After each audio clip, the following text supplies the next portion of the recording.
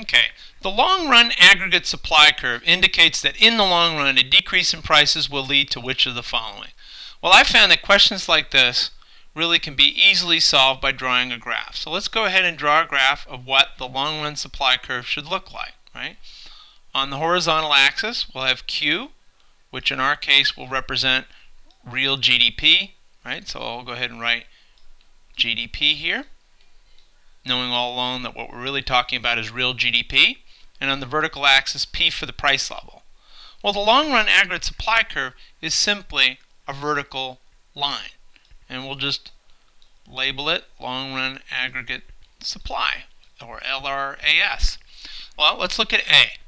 A decrease in price will lead to no change in output.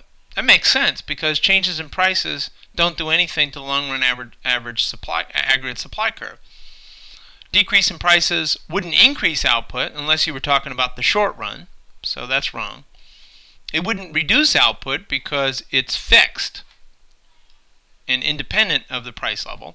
And D, an increase in output if the economy is in a recession, but a reduction in output if the economy is experiencing an expansion. Well, remember, the long-run aggregate supply curve doesn't have anything to do with that, so we can safely mark that from the list.